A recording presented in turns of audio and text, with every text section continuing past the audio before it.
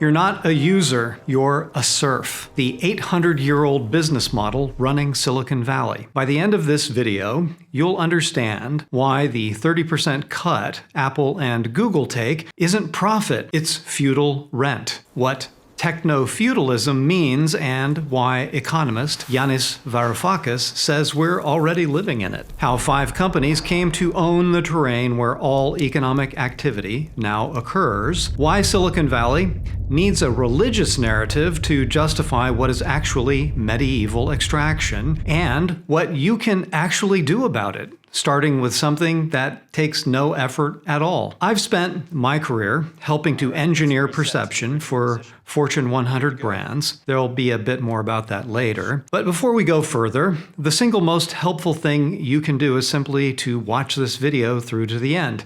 Even if you step away, let it play. The algorithm tracks watch time, and that metric determines whether this message spreads or dies. You have direct power over that. Use it. The Feudal Parallel. Now a question. When the peasant worked the Lord's land, what did the Lord call his cut? In the Middle Ages, the peasant worked the land, the Lord owned the land, the peasant kept enough to survive, the Lord took the rest. The peasant had no choice. Where else could they go? The Lord owned all the land. Now, ask yourself, when you sell something on Amazon, who takes 30%? When you post on Instagram, who owns your content? When you search on Google, who harvests your data? Welcome back to the Silicon Mirage. Here's the thesis. What's being built isn't just a religion, it's a new feudalism. A handful of companies don't just sell you products, they own the terrain on which all economic activity occurs. The economist Yanis Varoufakis has a name for this. He calls it techno-feudalism. And once you understand it, you'll never see Silicon Valley the same way again. I spent decades doing exactly what these companies do, helping to engineer perception for platinum-selling bands like Korn and Green Day and international brands from Adidas to Dell. In advertising, we don't just sell products, we sell relationships to products. We make you feel things about brands you'd normally feel about people. What I see happening now is the most sophisticated rebranding operation in economic history. The tech industry has taken the oldest, most exploitative economic system ever designed, feudalism, and repackaged it as innovation. Bravo, tech industry. According to them, they're not landlords, they're platforms. They're not extracting rent, they're enabling transactions. You're not a serf, you're a user. Let me show you how this works. From profit to rent. In classical capitalism, here's how wealth was created. A company made something. They sold it in a competitive market. If they were efficient and innovative, they earned a profit. That profit was the reward for adding value. The key word is competitive. If your prices were too high, someone else could undercut you. If your product was inferior, someone else made a better one. The market disciplined everyone. Now, here's techno-feudalism. The cloudalist, Amazon, Google, Apple, Meta, doesn't just participate in the market, they own the market. They are the market. They construct the digital terrain on which all other commerce must occur. Think about what that means. If you want to sell products online, you probably need Amazon. If you want your app to reach users, you need Apple or Google's App Store. If you want your content seen, you need Meta's platforms. If I want people to see my videos, I need YouTube. And for the privilege of accessing their terrain, we pay tribute, typically 30% of everything. This isn't profit from innovation, it's rent from ownership. The cloudalist doesn't need to make a better product. They just need to maintain the enclosure to keep us inside their walls. Here's the critical difference. Profit-seeking implies risk and competition. Rent-seeking implies dominance and stasis. The feudal lord didn't need to innovate. He just needed to own the land. The cloudalist doesn't need to innovate. They just need to own the platform. And just like medieval serfs, we can't leave because they own all the digital land. If you're starting to see the pattern, you're ready for deeper layers. Subscribe and hit the notification bell. This series is building towards something important. Drop a comment. I want to know how much of your economic activity flows through 5 companies. Do the math. It's worse than you think. Now, let's talk about what they're really extracting. Shall we? The enclosure of the mind.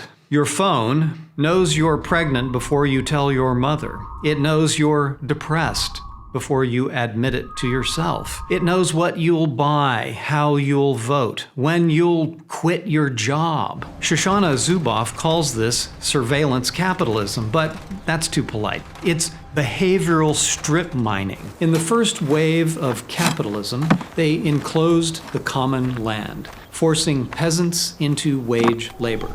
In techno-feudalism, they're enclosing the commons of the mind. The raw material isn't land or labor, it's behavioral surplus. The data generated by your every movement, every click, every heartbeat, if you wear their watch. This extraction is totalizing. To use the services, you must surrender the data. There's no negotiation. The terms are give us everything or be excluded from modern life. But here's what's truly disturbing. They don't just collect this data, they use it to modify our behavior. Zuboff documents how these systems view us humans not as agents with autonomy, but as packets of behavior to be tuned and herded. The goal isn't just to know what we'll do, it's to make us do it. Every notification is engineered for maximum engagement. Every feed is optimized to keep us scrolling. Every recommendation is designed to shape our desires before we know we even have them. And this is where the elaborate classification begins. We're being scored constantly, invisibly. Our creditworthiness, our employability, our health risk, our political leanings. These scores determine our access to housing, jobs, insurance, capital. We don't see the algorithm, we can't appeal to it, but it shapes our life chances more than any decision we consciously make. It's not a market, it's a sorting machine. And the cloudalists own the machine. The narrative vacuum. Now, here's the question that ties everything together. Why do the cloudalists need the theology we exposed in the first 4 videos? Why the AGI Messiah? Why the Mars salvation? Why can't they just be honest about what they're building? Well, because the real economy stopped growing. Capital needed a new story. That's why OpenAI is valued at $500 billion, at the time of this recording anyway, despite minimal profits. That's why Tesla trades at 50 times revenue even after dumping a lemon like the Cybertruck on the market. And that story must be grand enough to justify infinite valuations. We will sell more ads, doesn't cut it. We will sell more cars, doesn't cut it. We will build God, cuts it. We will conquer the stars, cuts it. Only a religious narrative has the scale necessary to absorb the surplus capital seeking return in a stagnant world. Now you see the full picture. The theology isn't separate from the economics. They need each other. The theology justifies the concentration of wealth. The wealth funds the infrastructure of the theology, the data centers, the AI labs, the rocket factories, and the feudal extraction continues, sanctified by the promise of salvation. Your power.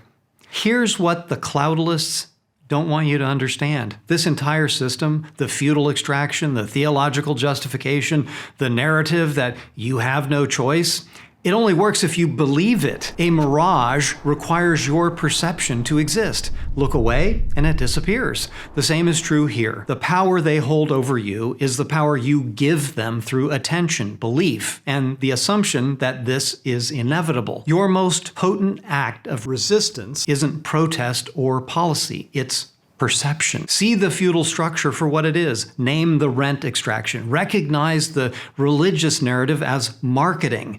The moment you see through the mirage, it loses its hold on you. In the next video, we're going to examine how this theology functions in the financial markets. We'll look at what happens when investing becomes an act of faith rather than analysis. We'll expose the Pascal's wager logic that's driving billions into AI and why it's impervious to evidence. We'll also confront the bizarre ideology of effective accelerationism, the belief that speeding up the techno-capital machine isn't just profitable, it's morally required, a cosmic imperative, because the theology doesn't merely justify wealth, it demands acceleration. At any cost. Seeing through the mirage is the first step, but the mirage only collapses when enough of us see that it's a mirage simultaneously. So if this shifted something in you, share it. Watch the other videos in this series. Let them play through.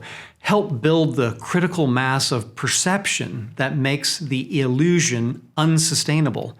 The tech billionaires are betting that you'll stay asleep. Prove them wrong. Subscribe now. This is where the rabbit hole gets deepest. And thanks for watching. If this video helped you see the economic structure beneath the hype, share it with someone who's still calling themselves a user.